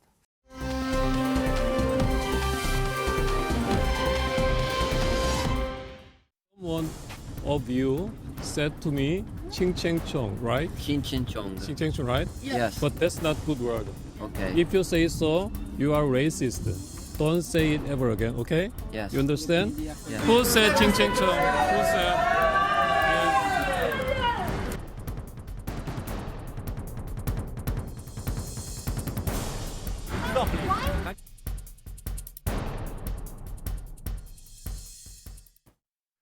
강승희 아나운서, 저기 보면 칭칭총이라는 단어가 자주 들리는데 이게 어떤 뜻인지부터 알아야 될 것 같아요. 네, 우선 칭칭총이라는 말은요, 이 서구권에서 동아시아인들을 상대로 어떤 조롱하고 비하할 때 쓰이는 말인데요. 예. 그러니까 인종차별적인 말이라고 볼 수 있습니다. 어. 그러니까 이게 그 서양인들이 듣기에 사실 그 중국 발음이 칭칭총처럼 들린다고 해서 처음에는 이 중국인들을 비하하는 그런 용어로 쓰였다가 예. 이제는 이 동양인들 전체를 비하하는 어떤 좀 그런 조롱성의 그 말로 좀 확대가 된 경향이 있거든요. 그렇기 때문에 이 칭칭총이라는 이 말을 지금 우리나라 지금 관광객에게 썼는데 지금 이게 대단히 논란이 되고 있습니다. 예. 우선 지금 등장하고 있는 이 영상에서 등장한 인물은 50대 한국인 남성이거든요. 이 아내하고 같이 그 이탈리아 롬바르디아주에 있는 그 관광지 코모 호수를 찾은 그런 상황이었습니다. 예. 근데 여기에서 그 이탈리아 그 학생들을 만나게 되거든요. 그러니까 한두 명이 아니고 뭐 단체로 여러 어떤 명 있었죠, 여행을 아까. 온 것 같은 그런 모양새예요. 그런데 갑자기 이 부부를 향해서 칭칭총 이런 말을 쏟아낸 겁니다. 그래서 이 부부가 영상을 혹시 모를 상황에 대비를 해서 영상을 찍기 시작했고요. 그리고 지금 영상에서도 보셨습니다만 너희 우리에게 칭칭총이라고 하지 않았냐. 이거 아주 써서는 안 되는 잘못된 말이다. 그렇게 예. 훈계를 하기도 하지만 뭔가 이 학생들 무리가 계속해서 야유를 하는 그런 모습을 좀 보였습니다. 그래서 저기 한국인 관광객이 잘 타일르듯이 얘기를 합니다. 이게 안 좋은 단어다, 인종차별적인 단어다라고 설명을 했는데 이 사건이 여기서 끝난 게 아니라면서요. 네, 그렇습니다. 정말로 저는 50대 저 부부가 대단한 게 예. 침착하게 화도 안 내고 잘 타이르듯이 상황을 잘 일단락시키는 것 같았는데 이 이태리 이 무리들을 기차에서 또다시 마주친 거예요. 기차에서. 네, 그렇게 되니까 이 학생들이 다시 또 칭칭총이라고 야유를 쏟아내기 시작했다고 합니다. 그러자 이 50대 부부 중에 이 남편이 이제 카메라를 켜서 그 장면을 찍기 시작을 했는데요. 그런데 그 학생들 사이에는 이 학생들을 인솔하는 교사도 있었다고 해요. 예. 그런데 이 부부가 카메라로 촬영을 하니까 학생들을 말려야 될 것 같은데 예. 오히려 촬영하는 이 남편에게 다가와서 촬영을 저지시켰다는 거죠. 그랬는데 이 장면을 본 학생들이 오히려 그 모습을 역으로 촬영했다는 거죠. 아. 그래서 이 50대 부부 남편은 굉장히 실망했다는 겁니다. 교사면 저렇게 인종차별적인 발언을 하는 이 학생들을 훈계하는 게 아니라 촬영을 하지 말라고 하고 자신들의 학생이 촬영하는 거에 대해서 오히려 막지 않는 그런 그렇죠. 태도가 예. 굉장히 실망스럽다라는 평을 내놓기도 했습니다. 그러니까 저 50대 한국인 관광객 부부는 상당히 충격을 받을 수밖에 없었어요. 네, 일단은 당시 상황을 또 살펴보면은 단순히 이렇게 뭐 야유하고 거기서 그친 것이 아니라 그 중에 한 명이 물병을 던집니다. 사실 물병까지요? 물병을 맞았으면 크게 다칠 수도 있는 상황이었는데 여러 명이 운집해 있는 상황에서 다중이 그 중에서 또 한 명은 물병을 던지기도 하는 상황이었어서 상당히 위험한 상황이었습니다. 그래서 당시에 이제 50대 한국인 A 씨도 아내가 굉장히 겁에 질려했다라고 하면서 당시를 회상했었는데 예. 저도 뭐 사실 스페인에 나갔다가 이런 인종차별을 경험한 적이 있거든요. 아, 그래요? 예, 근데 성인인 저도 사실 제가 좀 덩치가 크지만 예. 이런 성인 남성인 저도 그들이 그렇게 좀 집단으로 뭔가 우리들이 알지 못하는 말들을 하면서 인종차별적인 말을 하는 것 같은 느낌을 들었을 때 상당히 공포스러웠던 기억이 있습니다. 근데 지금 더구나 이렇게 물병까지 던져왔던 상황이라고 한다면 너무나 공포스러웠을 것 같다는 생각이 들어요. 예. 거기에 선생님은 아이들을 제지하는 게 아니고 촬영하고 있는 카메라를 막는 모습이에요. 근데 강승희 아나운서, 이런 일이 일반인들뿐만 아니라 뭐 연예인들, 스타들도 예외가 아니더라고요. 네, 뭐 언론을 통해서 또 소개가 됐던 사례들도 있지만요. 대표적으로 방송인 박명수 씨가 한 예능 방송에서, 이거는 그 방송 중에 벌어진 일이었거든요. 예. 인도를 방문해서 쇼핑 하는 그런 장면을 찍으면서 신발 가게에 들어갔는데요. 그런데 여기에서 코리아 칭칭충이라는 그런 말을 들은 겁니다. 그래서 이 사례를 그 박명수 씨가 한 자기 방송에서 소개를, 진행하고 있는 방송에서 소개를 하기도 했는데 그때 당시에 이 뜻을 모르셨다고 해요. 예. 하지만 그때 뜻을 알았다면 내가 멱살을 잡았을 거다. 이 정도로 내가 정말 화가 났다. 이제 알고 나니 너무 화가 난다. 이런 경험담을 또 호소를 하기도 했고요. 그리고 대표적으로 그 우리나라 그 영국 프로축구 프리미어리그에서 활동하고 있는 토트넘의 손흥민 선수. 예. 대표적으로 인종차별을 당한 경험이 좀 있습니다. 우선 그 같이 활동하고 있는 토트넘 소속의 벤탄쿠르. 그 방송 프로그램에서 인종차별적인 발언을 했던 건데요. 한 그 인터뷰 진행자가 그 유니폼을 달라, 이 벤탄쿠르에게 유니폼을 달라라고 했더니 예. 그러니까 가지고 있다고 했더니 그 당신의 유니폼 말고 우리 한국 선수의 유니폼을 좀 달라라고 언급을 한 겁니다. 그랬더니 이 벤탄쿠르가 이 손흥민 선수를 언급을 하면서 손흥민 선수의 사촌 거를 가져다 줘도 상관없을 거다. 네. 그러니까 사실상 뭐 동양인들은 거의 비슷하게 생겼기 때문에 뭐 손흥민의 사촌이나 손흥민 거나 뭐 그게 그거다라는 의미로 이런 좀 그 비하 발언을 했던 겁니다. 예.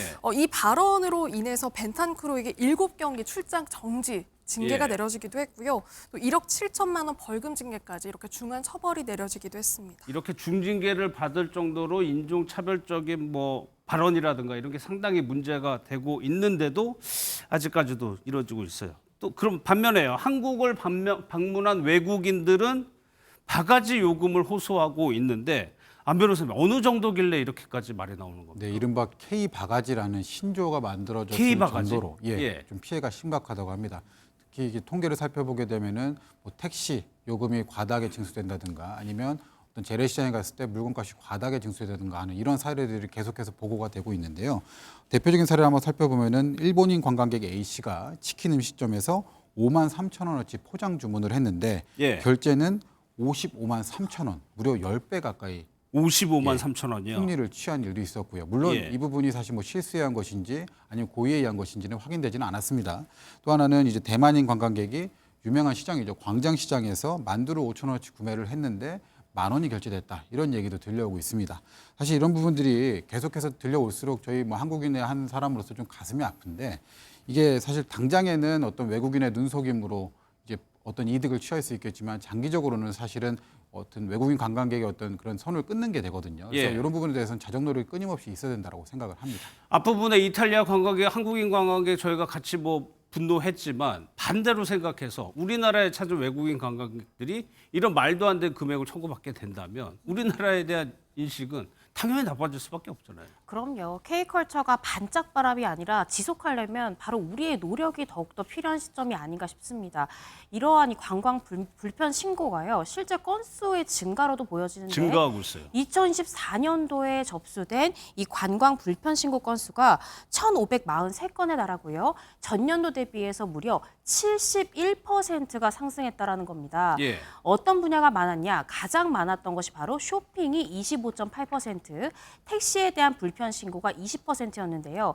세부 내역을 살펴보면 더 수치스럽고 정말 예. 죄송하다는 생각이 듭니다. 쇼핑이 가격 시비가 23.1%, 불친절이 22%였습니다. 택시 문제 관련해서 더욱더 심각한데요. 부당 요금을 징수하거나 미터기 사용 자체를 거부하는 케이스가 60% 이상을 차지했고요. 예. 또 운전사가 불친절하다라는 응답도 10.4%나 돼서요. K컬처를 계속 지속하려면 우리 스스로의 자정 능력도 굉장히 필요한 시점이지 않을까라는 생각이 듭니다. 그래서 이 K바가지라는 참 신조어가 생길 정도인데 안 변호사님 글쎄요 이거 막을 수 있는 방법이 있을 것 같기도 한데요. 일단은 바가지라고 저희가 표현하지만 엄연히 이거는 기망행위고 사기입니다. 그래서 해당 외국인이 사실은 피해 사실을 수사기관에 신고하고 수사가 개시된다고 한다면 충분히 고의성이 입증이 될 것이고 이 부분에 있어서는 사기 혐의로 처벌을 받을 수 있는 사안입니다.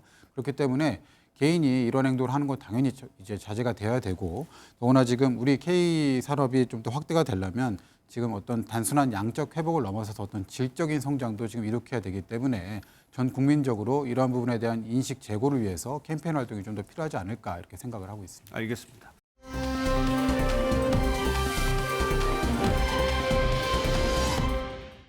도저히 뭐 같이 할 수 없는 후보도 있지만 한동훈 전 대표 말씀하시는 거예요? 조금 그러네요.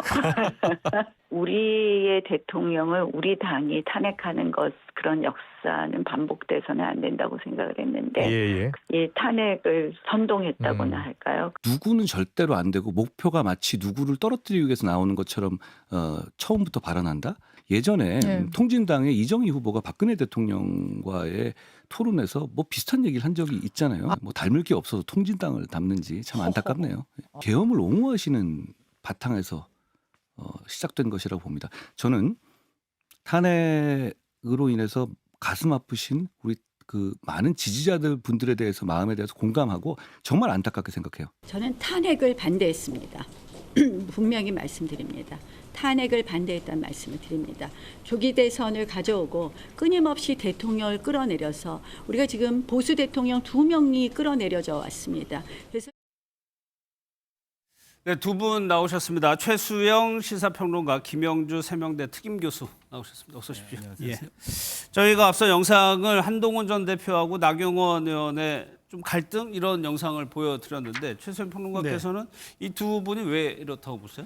이건 노선 갈등입니다. 노선 갈등? 그럼요. 두 분의 어떤 말하자면 뭐 개인의 친분이라든가 뭐 이게 갈등, 그다음에 뭐 서로 간의 어떤 은원관계 이런 것들이 아니라 이거는 지금 국민의힘이 지향하고 있는 당이 앞으로 어떻게 우리 대선 후보가 선출돼야 하느냐의 그 노선 투쟁인 상황인 거죠. 지금 이렇게 국민의힘이 처한 상황을 놓고 보면은 사실상 지금 여러 후보들 중에 압도적 강자가 없고 그다음에 이렇게 후보가 많이 나오는데도 이거를 조정할 만한 지금 그 리더십도 사실 부재한 상황이고 그러다 보니까 마지막으로 이 노선 갈등으로 그러니까 탄핵에 찬성했느냐 탄핵에 반대했느냐를 가지고 우리가 그럼 당원들의 심판을 받아보자 이걸 가지고 서로가 이제 여기서 이기는 사람은 최종 파이널 컷에 2인에 들어가겠고 그러지 못한 사람은 4인까지는 갈 수 있겠으나 거기서 탈락할 수 있는 가능성이 크기 때문에 선명성 경쟁을 놓고 지금 치열하게 붙는 겁니다. 그러니까 나경원 의원은 지금 윤석열 대통령의 지지층과 함께 내가 최소한 체제 전쟁으로서 이 민주당의 이재명 후보를 상대하겠다는 거고 한동훈 대표는 시대 교체가 돼서 내가 중도의 바다를 건너서 대선에 나가겠다. 이 극명한 노선 차이로 지금 대립을 빚고 있다 보시면 될 것 같습니다. 김영주 의원께서 어떻게 보세요? 그렇습니다. 지금 현재 이제 김문수 후보가 윤 대통령 측근으로서 앞서고 있죠. 앞서고 있습니다만은 과연 이재명 대표하고 본선에서 과연 이길 수 있느냐의 불안감을 가지고 최근에 윤 대통령이 나경원 후보 불러서 여러 가지 얘기를 나눈 것이 아마 출마의 배경이 되지 않았겠냐, 나경원 후보가. 그렇게 생각하고 그랬을 때는 조금 국값 배드값처럼 나경원 후보가 좀 더 한동훈 그 후보에 대해서 굉장히 공격하는 날을 세우는 그런 역할을 해서 4인 안에 본인이 들어가겠다는 의미를 가질 수 있을 것 같고요. 그러니까 김문수, 홍준표, 나경원, 뭐 한동훈 뭐 이런 형태의 구도를 가지고 조금 더 어떤 그 친윤의 포션을 좀 4인 구도에서 넓혀가서 마지막에 2인으로 추릴 때 뭐 제일 좋은 안은 김문수, 나경원 이렇게 되고 마지막에 가서는 한덕수 같이 한다든지 뭐 이런 구도를 가질 수 있지만 그게 이제 뭐 윤 대통령 측의 생각이라 하더라도 실제로 그렇게 갈지는 한번 좀 지켜볼 필요 있을 것 같다는 생각이 듭니다. 그러다 보니까 한동훈 전 대표가요, 이정희 통진당 당시 대선 후보의 발언을 다시 소환을 했는데 어떤 발언이었는지 한번 영상으로 보겠습니다.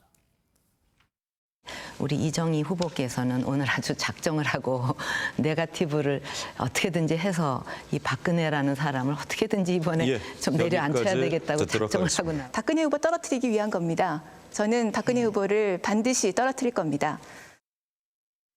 김영주 의원님, 저거를 이제 한동훈 전 대표가 SNS에 올렸다는 건데 저거를 지금의 상황에 변화시켜 보면 본인을 떨어뜨리려고 하는 거다라고 해석을 그렇게 다른 식으로 보면 이제 약간의 그런 비아냥 그림이 있는 거죠.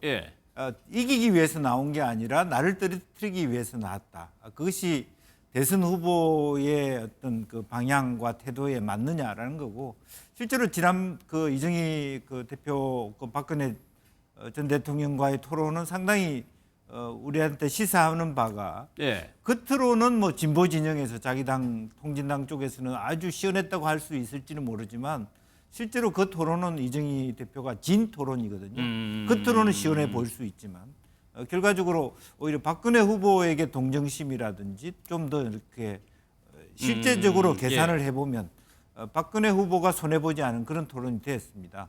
마찬가지로 이제 그런 부분까지 포함해서 한동훈 대표가 전 대표가 그런 부분에 대해서 나경원 후보에게 다시 한번 경각심을 일으켰다 그렇게 봐야 될 것 같습니다. 예, 그럼 최수영 평론가는 어떻게 평가하세요? 그러니까 직접적으로 대응하지 않고 저걸 올리면서 이제 한 문장을 쓴 게 다였거든요. 네, 그렇죠.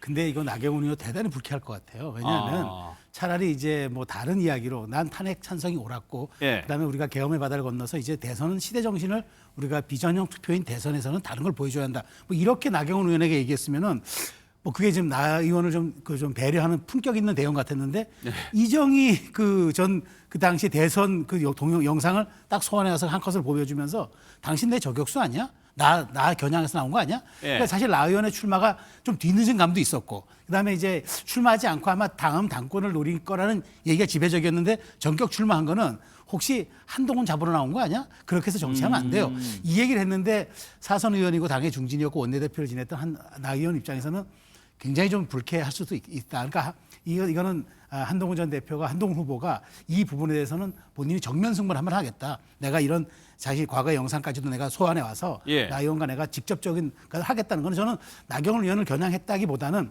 내가 탄핵 찬성 세력에 대해서는 탄핵 반대 세력에 대해서는 내가 정면 돌파하고 이 부분은 내가 우회하지 않겠다라는 의지에 저는 일단으로 생각합니다. 그럼 앞서 말씀하신 그 구도 싸움을 해보겠다는 취지. 그렇죠. 네. 그러니까 이제 이렇게 되면은 나중에 결국 파이널 컷 2인 경선에 한동훈 대표는 탄핵 이른바 찬성을 통해서 새로운 시대 정신을 만드는 그 몫으로 한번 가보겠고 탄핵 반대 세력에 대해서는 지금 여기에 이 부분에 대해서는 나 의원을 직격함으로써 본인은 이 부분은 확실하게 선을 넘고 가겠다라는 의지를 드러낸 구도 싸움으로도 해석될 수가 있겠습니다.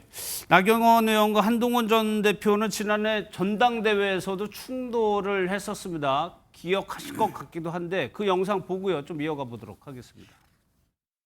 저는 외화 내빈이란 말이 딱 맞다고 생각을 합니다. 이재명 대표 그 당시 구속 기소하겠다고 했는데 영장이 기각됐습니다. 책임 느끼십니까? 안 느끼십니까? 나 의원님께서 저에게 본인의 그 패스트트랙 사건 공소 취소에다가 부탁하신 적 있으시죠? 저는 거기에 대해서 제가 그럴 수 없다고 말씀드렸고요. 그런 식으로 저희가 구체적 사안에 개입할 수 없습니다. 법무부 장관은. 나경원 대표님은 당시에 당직도 아니셨고요. 개인 차원에서 저한테 부탁하신 거였잖아요. 그게 개인 차원입니까? 저는 그게 개인 차원입니까? 제가 제 것만 빼달라 그랬습니까? 한동훈 후보 똑바로 말하세요.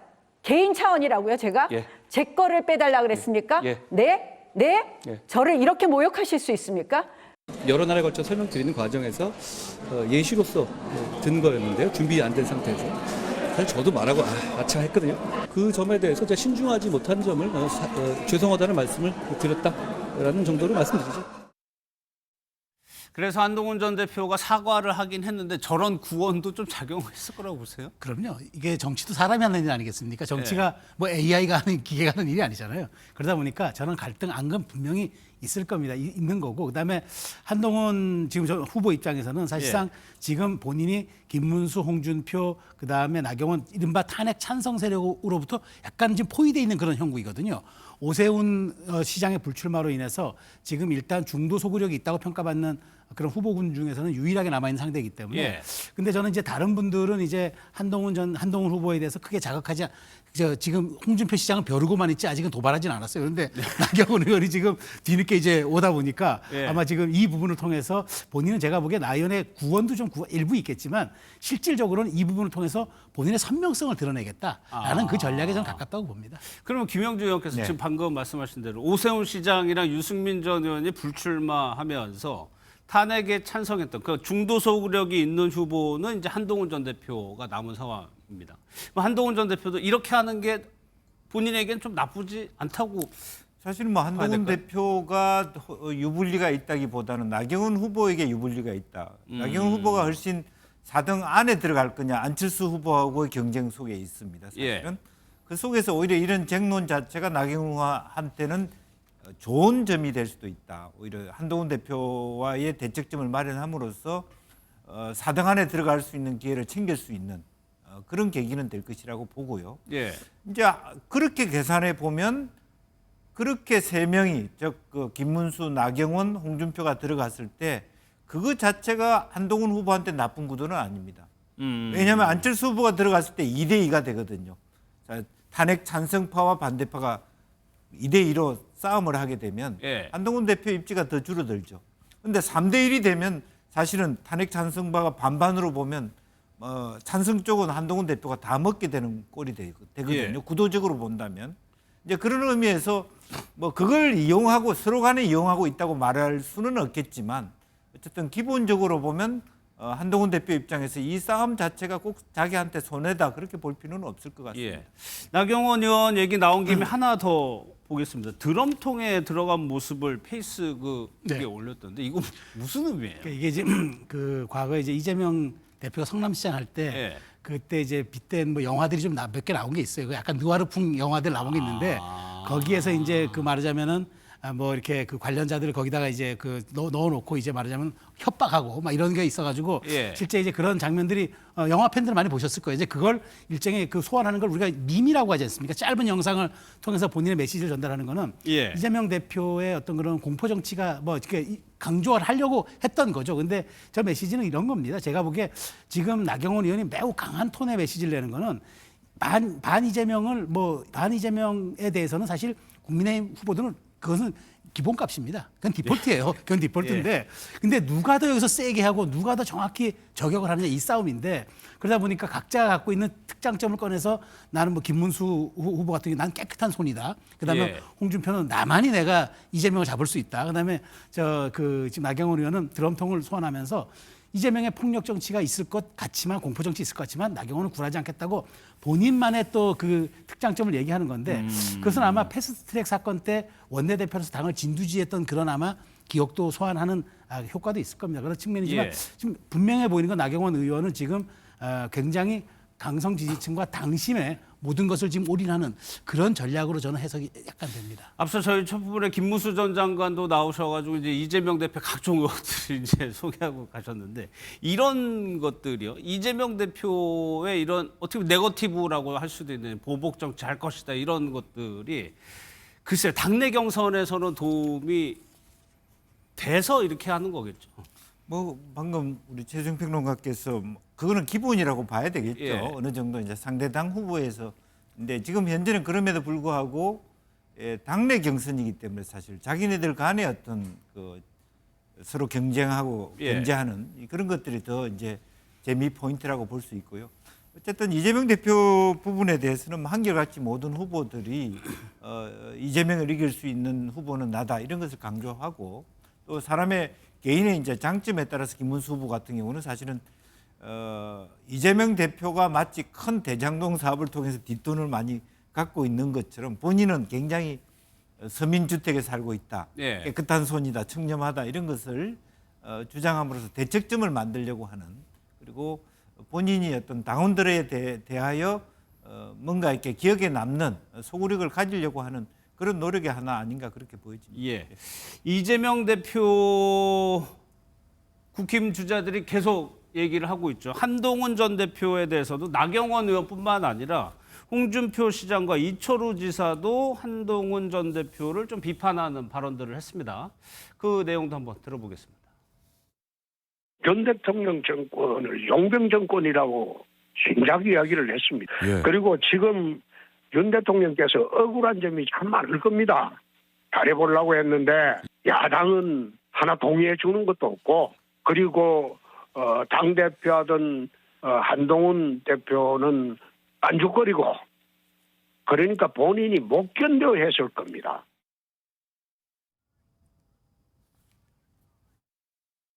제 생각에는 저도 만나고 뭐 나경원 후보도 만나고 뭐 그래 했잖아요. 네네. 그러면 솔직히 한동훈이 만나자고 하면 만나주겠나. 그러면 윤심이 그런 거 아니겠느냐. 김영진, 저 후보들의 발언도 그 선명성 이런 거 측면에서 해석을 해야 될까요? 아무래도 여전히 뭐 최근에는 뭐 파면 이유는 그렇지 않습니다만 바로 직전까지 윤 대통령의 지지율이 40% 50% 오르내리고 당의 보수적인 그 당원들은 윤 대통령 쪽에 더 많은 지원을 한다고 봤을 때 한동훈 대표를 때리는 것이 자기의 어떤 포지션을 확고하게 하는데 도움이 될 것이다. 그렇게 많은 후보들이 생각하시는 것 같고요. 이제 그러다 보니까 역으로 보면 한동훈 대표의 어떤 그 뭐랄까 지면이 훨씬 넓어졌다 봅니다. 오늘도 보면 홍준표 시장이 용병이라고 얘기하니까 한동훈 대표가 우리 모두는 다 용병이다. 국민들이 쓰는 용병이다. 이렇게 맞아치기를 하고 예. 또 주가 조작 얘기를 하고 뭐 그러니까 또 안철수 후보가 또 한동훈 대표 또 때리고 이런 것들을 계속 하고 있는데 실제적으로 지금 당내에서 유일하게 팬심을 몰고 다니는 해피워크를 해서 상당히 많은 예. 대중들을 지지자를 끌고 다니는 사람이 사실은 한동훈 대표다 보니까 그런 부분에 대한 견제 그리고 불과 오세훈 시장이 불출마하면서 최근 들어서 한동훈 대표의 여론조사 지지층의 흐름이 상당히 무섭게 올라오고 있습니다. 1위까지는 아니더라도 예. 거의 한 2%대에서 4, 5%대를 올라가는 흐름들이 있기 때문에 다들 그런 것을 지금 제어하려고 노력하는 것 같습니다. 알겠습니다.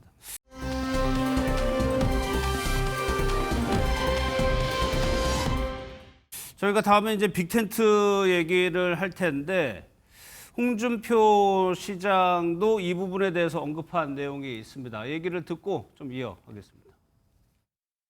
이거는 절박한 문제죠. 국민들이 지금 간의 직후이기 때문에 이재명 그 후보한테 쏠려 있어요. 그래서 반 이재명 빅텐트를 만들지 않을 수가 없을 겁니다. 우리 당의 후보가 탄생하면 그 사람 중심으로 반 이재명 연대를 개혁신당뿐만 아니라 민주당의 반 이재명 세력들도 같이 해야 이건 막을 수 있을 것으로 나는 봅니다.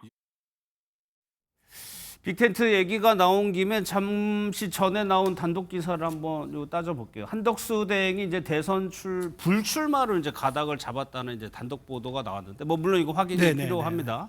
안 그럴 가능성도 있고요. 만약에 이게 맞다고 전제로 한번 얘기를 해보면 이 지금 보수 진영에서 그리고 있는 빅텐트의 한 축이 크게 무너지는 거 아니에요? 그렇죠. 지금 실제 그러니까 지금 국민의힘에서 뭐 사실 제가 정확히는 뭐 모르지만 지금 거론되고 있는 지금 시나리오 중에 하나가 국민의힘의 이제 마지막 최종 후보가 된 분과 한덕수 대행이 이제 그 직전에 이제 그만두고 그다음에 나와서 뭐 시민사회 혹은 이제 무소속 등등 이제 모양새를 갖춰서 한 축으로 나오고 그다음에 이낙연 전 그 대표를 비롯한 또 이준석 의원 후보까지 이렇게 지금 일종의 말하자면은 반 이재명 세력을 두텁게 하고 그다음에 시대 정신을 바꿔서 호혼 대 개혼 구도로 이재명 대표는 호혼이니까 나중에 난 바꾸겠다고 한 거고 여기서는 지금 당장 우리는 민기나 축을 포함한 권력구조 개편까지 하겠다라는 입장이니까 그렇게 프레이밍을 바꿔 전선을 딱 형성해서 하면은 이게 이제 구도 싸움도 되고 빅텐트도 돼가지고 이재명 후보를 압도할 수 있다 이 전략이었는데 만일 한덕수 대행이 여기서 한다 빠진다 그러면은 한 축이 흔들린 거죠. 왜냐하면 이게 그 외부 그러니까 완전히 이념적 지형과 지지 기반이 다른 이준석 혹은 이낙연과는 한덕수 대행은 또 다른 차원의 문제이기 때문에 여기에서 힘을 조금 더 키워서 그것까지 연결하는 이른바 빅텐트가 조금 더 말하자면 힘을 가질 수 있는데 그런 측면에서 중간에 하나 좀 빠진다는 그런 좀 그 생각은 지울 수 없지만 정치가 현실이라는 점에서는 저는 한 대행의 지금 이런 일부 보도가 그럴 수도 있겠다는 생각은 또 있습니다. 아, 그럴 수도 있겠다. 물론 정치는 뭐 생물이어가지고 언제 상황이 바뀔지를 모르고 이 기사도 보니까 일단 국민의힘 핵심 관계자별로 나오긴 했지만 좀 더 지켜봐야 될 것 같기도 합니다. 그런데 앞서 경선에서 유승민 전 의원이 오세훈 시장 얘기했지만 경선 흥행 초반에는 얘기하고 기대하는 게 사실 보수 진영에 있었는데 약간 그 흐름대로는 지금 상황에서는 가고 있지 않다는 생각도 좀 들거든요. 네, 저는 애초부터 조금 그 한덕수 대행 이야기를 했을 때 왜 당의 룰을 4명으로 좁히고 2명으로 좁히는지도 엇박자다 그렇게 생각했어요. 사실은 한덕수 대행을 그렇게 키우려면 당 안에 들어올 수도 있는 부분이었는데 무리하게 2명으로 좁혔을 때 확실하게 2명에 들어갈 수 있을 것인가. 그러다 보니까 한덕수 대행이 당 안에 들어오지 못하고 당 밖에 들어오는 형태로 시간이 가면서 사실은 그러면 거기에서 만약에 김문수나 나경원 후보가 말하자면 뭐 서로 짜는 각본으로 해서 후보가 되고 난 다음에 사실은 범보수 단일화 후보에서 한덕수 대행으로 간다 그러면 그것은 의미가 있어 보이는데 만약 그 안에서 그런 상황이 되지 못했을 때 그러니까 쉽게 얘기해서 한동훈 전 대표가 후보가 됐을 때 과연 한덕수 대행하고 싸움이 어떻게 될 것이냐 이건 한덕수 대행이 보더라도 간단한 싸움은 아니거든요. 그런 리스크를 가지고 본인이 계속 내 마지막 소임이라고 했던 부분을 연장할 수 있을까? 그동안에 평생 관료로 살아온 분으로서는 조금 무리수가 있다. 그러니까 너무 페이브를 안 준 것이죠. 말하자면 실제로 당이 그런 정도의 생각을 갖고 있었다면 그러다 보니까 실제적으로 오늘 권성동 원내대표 얘기한 것처럼 당내 경선의 생각이 없고 다 당 밖으로 한덕수 대행으로 시선이 쏠려서 그래서 지금 브레이크를 걸고 있는데 이제 그러다 보니까 서로 간에 리드미컬하게 돌아가지 않아 보니까 이런 서로 작전이 안 통하는 상황에서 한덕수 대행이 나오는 것은 무리수다. 본인 상태에서 확실하게 컨트롤이 안 되고 있다는 생각을 하면 그렇게 한 대행이 인생의 마지막에 이렇게 리스크를 다 걸고 들어올 수 있겠느냐. 이제 그런 생각을 하게 되는 거 아닌가. 그리고 그런 배경, 방금 우리가 확실하게 믿지는 못하겠습니다만은 한 대행이 만약에 최종적인 접기로 결심했다면 권성동 원내대표의 말씀도 상당한 그 영향을 끼쳤다. 그렇게 볼 수 있습니다. 오늘 발언 말씀하시는 거죠? 14명이고 뭐고 그런 얘기 하지 마라. 집안 단속을 한 거거든요. 알겠습니다. 이 내용 한번 좀 계속적으로 봐야 될 것 같아요. 그러면 최수영 평론가, 애초에 국민의힘이 4명, 2명, 1명으로 했던 그 경선 룰의 보관, 큰 그림은 뭐였을까요? 그러니까 이제 그 국민의힘 경선을 자체로 그 퍼포먼스화 해보자. 그러니까 단계별로 계속 흥행의 최대치를 해보자는 거였는데, 자 그러면 사실 가장 주목을 받는 거는 물론 나중에 한 명이겠지만 4인 컷에 누가 들어가느냐 사실은 최고조의 관심이었을 겁니다. 그런데 거기서 한 축인 오세훈 시장이 빠져버리고 그다음에 가능성이 있지 않을까라고 얘기했던 이제 유승민 의원도 빠져버렸는데, 제가 보기에 그 완전 국민 경선 100%라는 게요. 그 사실 역선택을 하잖아요. 역선택 조항을 두잖아요. 국민 여론조사 100%. 근데 이게 그렇게 되면 당심에 가까워요. 제가 여론조사 전문가들 얘기를 들어보면은 그 확실하게 이제 국민의힘 지지층과 중도라고 무당층만 대상으로 해버리면은 당심의 한 90%를 수렴한다 그러더라고요. 자 그러면은 이게 당심과 크게 달라진 게 없다는 얘기죠. 그러니까 우리가 대선은, 우리가 당내 경선은 지지자들의 최대 동원이 관건이지만 본선은 관전자들의 최대 참여가 관건이란 말이에요. 그런 측면에서 이 경선의 본선 역할을 할 수 있는 이 말하자면은 에너지를 좀 끌어들여야 되는데 경선에서 당신만 다 끌어들여 버리면 과연 이게 가능하겠느냐. 그런 측면에서 저는 룰 세팅이 조금 아쉽다는 생각은 있고 이미 그건 정해졌으니까 그런 측면에서 유력한 후보 두 분이 빠져버리니까 일단 4인 컷에서 지금 김이 조금 새버린 형국이에요. 근데 한덕수 대행이 설령 출마할지 안 할지는 모르겠으나 어쨌든 지금 기대치만큼 이게 가 있지 않아서 나중에 정말 이거 흥행을 살리려면은 여기에서 선출된 후보와 이른바 좀 전에 저희가 얘기했던 이른바 반명 빅텐트가 어떻게 구성될 것이냐. 이게 아마 마지막 남은 최대 관건이 될 것 같습니다. 그러면 이 부분 한번 저희가 질문을 드려볼까요? 한덕수 대행 지금까지 얘기를 해왔고요. 이준석 의원, 뭐 빅텐트에 전혀 답하지 않고 있는 이준석 의원은 앞으로 어떻게 될 것이냐. 김영주 의원께서는 지금 이준석 의원은 이거 선을 긋고 대구 경북 지역에 자주 가면서 선거 운동을 하고 있단 말이에요. 막판에 변수가 될 거라고 보세요? 뭐 변수가 될 수 있습니다. 그런데 이제 사실은 이제 본인들 스스로는 이제 동탄 모델을 갖겠다. 그러니까 사실은 텐트 안에 들어가거나 같이 끼어서 들어가서 하는 작업이 아니라 끝까지 버티기해서 버텨서 1등을 하겠다. 그때 동탄에서도 처음에 뭐 20%도 안 됐지만 마지막에 40%로 당선됐다.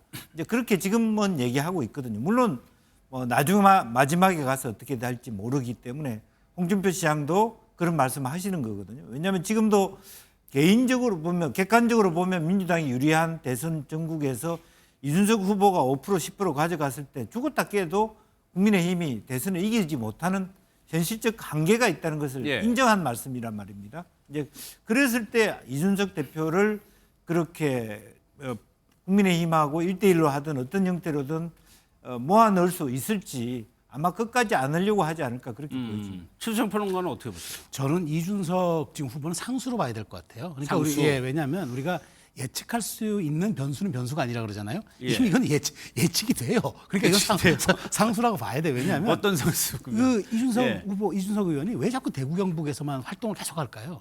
저는 그건 보수의 적자라고 본인이 차세대 법통을 이을 거라고 자꾸 얘기를 하는 겁니다. 그리고 이제 강남에다 사무실을 둔 거는 자, 보시는 이제 그 TK에 기반을 소구를 하고 있지만 기본적으로 강남이란 다른 사람은 다 여의도에 사무실 내는데 본인은 거기다 사무실을 내면서 나는 새로운 세대, 그러니까 이른바 시대 교체를 하는 퍼스트 펭귄이 되겠다라는 점을 강조하는 거죠. 예. 자, 그런데 한번 생각해 보십시오. 지난 총선에서 우리가 뭘 봐야 하냐면은 이재명 대표가 민주당의 이른바 공천학살, 이른바 친명학살이라는 친명횡재, 비명학살, 행사라는 그 단어가 나왔을 때 많은 민주당의 전통 지지층들이 빠져나가려고 그랬어요. 투표 안 하려고. 그런데 그 빠져나가는 저수지 역할을 조국혁신당이 해준 거예요. 이른바 지민 비조, 지역구는 민주당, 비례는 조국. 예. 저는 거꾸로 지금 국민의힘이 약간 지금 뭐 강성 지지층에 소구하는 그런 지금 경선 구도와 흐름을 보이고 있다. 그러면 이준석은 다음에 보는 차세대 정치, 시대, 그러니까 시대 정치, 시대 교체 이런 것들을 내버리면서 국민의힘에서 국민의힘에 동의하지 않거나 조금 유보하고 있는 관망층들이 대선에 실망해서 빠져나가지 않게끔 하는 저수지 역할을 해놨다가 나중에 그게 단일화가 된다면 시너지가 날 수 있는 거죠. 그런 측면에서 저는 제가 아까 상수라고 표현한 거고 이준석 의원은 그걸 노릴 겁니다. 그렇기 때문에 절대 단일화는 없다라고 얘기하겠지만 실질적으로 그러면 이준석 의원이 완주해서 물론 차세대까지 본다는 건 얘기가 되겠습니다만은 그런 전략도 있겠지만 그러나 상황에 따라서 이게 단일화 효과가 시너지가 나겠다 싶으면 저는 선회할 수도 있기 때문에 지금은 계속적인 본인의 어떤 이런 일정을 통해서 몸값을 올리는 전략 거기에 집중하고 있다 이렇게 저는 판단됩니다. 그러니까 왜 그러냐면 최근에 드러난 3자 대결의 여론조사를 보면은 이준석 의원의 지지율이 좀 높게 나옵니다. 대선 3자로 이제 펼쳐졌을 때 가정을 해가지고 지지도 조사를 한 거를 보면은 뭐 여전히 이재명 대표가 앞섭니다만 이준석 의원이 두 자릿수, 그러니까 보수 진영의 후보가 김문수, 홍준표, 한동훈 후보 중 누가 넣더라도 두 자릿수의 지지율을 가지고 있다는 겁니다. 이렇게 되면 김영준 막판까지 이준석 의원이 만약에 저 지지율을 더 높인다면 이준석 의원의 몸값은 더 높아진다고 봐야 되겠죠. 그리고 이제 실제로 아시다시피 15%가 넘으면 전체 사실은 그 선거 비용을 보전받을 수 있기 때문에 예를 들면 15% 20%가 됐을 경우는 끝까지 버티는 그런 경우 어차피 본인이 들어가더라도 뭐 후보 단일화 해도 이재명 대표를 이길 수 없는 구도가 됐을 때 이제 판단을 하겠죠. 실제로 끝까지 버티는 후보가 될 것인지 아니면 후보 단일화를 통해서 본인이든 아니면 국민의힘의 후보가 대통령이 되는 것에 일조를 해서 당의 큰 틀에서의 통합을 가져갈지 그런 것은 이제 아직까지 남겨진 과제이고 본인은 아마 실제로 20% 선까지는 충분히 가능하다라고 생각하고 있는 것 같습니다. 그러면은 이준석 대표 입장에서 단일화 안 하고요. 차기를 겨냥해가지고 완주할 가능성? 저는 완주할 가능성도 있다고 봅니다. 지금 현재는 그렇게 얘기하고 있거든요. 그러니까 완주뿐만 아니라 이준석 대표는 우리가 이긴다. 이준석 대표가 대통령이 된다. 이렇게 지금 호언장담하고 있는 상태입니다.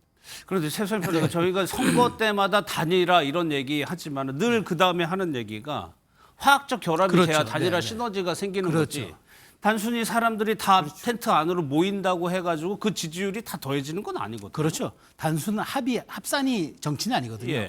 그런데 저는 이렇게 봅니다. 근데 이제 여기서 주목할 만한 포인트는 지금 사실 이재명 후보가 많이 당선되면은 이재명 후보가 그동안에 사실 어마무시한 입법권 행사를 했는데 이제 행정 권력까지 가지잖아요. 그럼 거부권도 무력화되는 거예요. 이재명 대표가 맘만 먹으면 모든 법안이 다 통과돼서 지금 일각에서 이 얘기를 하는 겁니다.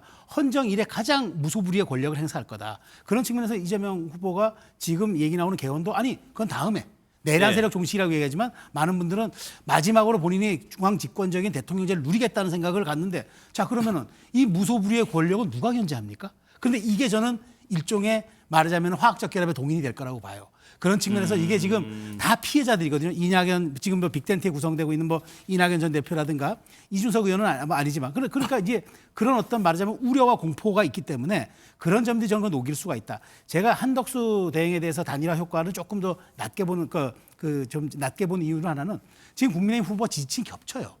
겹치는 단일화는 사실 그건 전술적 단일화에 가깝고 겹치지 않고 상이한 사람이 모여서 화학적 결합을 이룰 때 그게 비로소 승리에 가까운 우리가 전략적 단일화라고 하거든요. 그런 측면에서 한덕수 대행과는 전술적 단일화지만 만일 이준석과 그 이낙연 대표까지 전 대표까지 함께하는 나중에 빅텐트가 한다면 이거는 전략적 단일화에 가까울 수 있는 그런 좀 사안이 되겠죠. 그러니까 시너지가 날 수 있다. 그렇죠. 김영주 의원께서 어떻게? 그렇습니다. 이제 그 이낙연 대표하고 한다라고 하는 것은 어느 정도는 뭐 상징적인 의미를 가지고 있지만 실제로 이낙연 대표가 그 빅텐트 안에 들어온다고 해서 호남 표심이 흔들린다 이렇게 말하기는 어려울 것이다. 그러니까 일정 정도 영향은 있지만 큰 파괴 효과가 있다고 보기는 어렵다. 봅니다. 그 부분도 여쭤볼게요. 이준석 의원이 이제 젊어서 그런지 선거 운동 아까 강남에다가 캠프 꾸리고 그런 것들이 기존의 정치인들과는 다르게 선거 운동을 하고 있단 말이에요. 정치개혁 원하는 국민들도 아마 꽤 있을 겁니다. 이런 부분이 어느 정도 소구점이 있을 거라고 보세요, 김 의원께서는? 지금 이제 지금은 막 그 말하자면 대통령 파면이라 이런 쪽에 막 생각을 많이 갖고 있지만 조금 있으면 이제 조기 대선이 되고 또 지금 보수 쪽 뭐 이준석 대표 포함해서는 다 방금 말씀이 있었습니다만은 개헌과 관련해서 다 얘기를 하면서 조금 뭐랍니까 미래의 희망적인 메시지 또 미래적 투표를 얘기했을 때 아마 이준석 대표는 그것을 굉장히 활용하고 싶어하는 세대적인 어떤 말론티어로서의 역할, 프론티어로서의 역할 이제 거기에 맞는 기존 정치권과 다른 행보를 보이는 것이 본인의 선거 전략이라고 보고 그런 부분에 대해서 많은 사람들이 참신하다고 느낄 수 있습니다. 그러나 아직까지 우리 사회에서 이제 이준석 대표를 보는 시각 자체가 큰 제목인 줄은 알겠는데 바로 대통령이냐 특히 조기 대선은 인수위도 없이 바로 가는 것이기 때문에 표가 될지는 지켜봐야 될 것 같습니다. 알겠습니다.